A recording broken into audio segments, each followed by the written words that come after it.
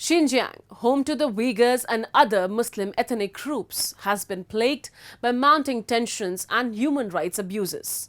The Chinese government has intensified its scrutiny and control over these communities with policies designed to assimilate them. This includes rigorous surveillance, suppression of cultural and religious practices, forced labor, and the establishment of mass internment camps, misleadingly labeled as re-education centers. The rise in Islamophobia targeting Uyghur Muslims and Kazakhs has been a growing concern for human rights activists and diplomats. Take a look. The situation in Xinjiang has been marked by significant tensions and human rights concerns. The region is home to the Uyghurs and other predominantly Muslim ethnic groups who have faced increasing scrutiny and repression from the Chinese government in recent years. In recent decades, the Chinese government has implemented policies aimed at assimilating and controlling the Uyghur population in Xinjiang. These policies include strict surveillance measures, cultural and religious repression, forced labor programs, and mass internment camps termed as re-education centers. Several human rights activists, diplomats, and other intellectuals have highlighted the growing Islamophobia in China targeting Uyghur Muslims and Kazakhs. I would like to call international community. Situation is dire. Millions of people suffer in concentration camps. So the country, particularly the country signed international convention prevent of the genocide, have a legal obligation stop ongoing genocide and stop ongoing crime against humanity. So unfortunately, we have seen many countries visit China, many countries is silence. Today is silence in the complicity.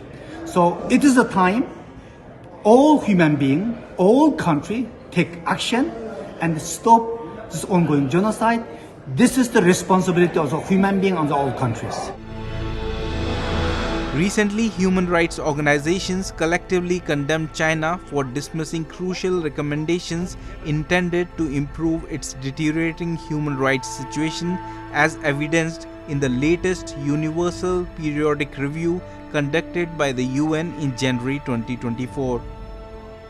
The statement, endorsed by multiple organizations, emphasized the accepted recommendations were primarily superficial and failed to tackle significant issues such as crimes against humanity, torture, or the persecution of human rights defenders and journalists. China today rejected quite a lot of recommendations.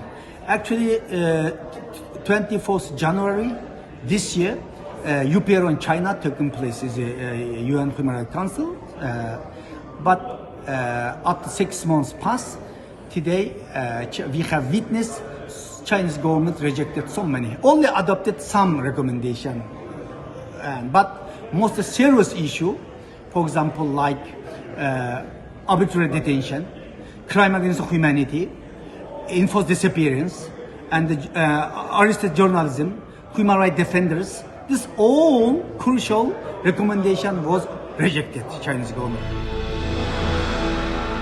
Chinese authorities justify their actions in Xinjiang as necessary for fighting terrorism and maintaining regional stability.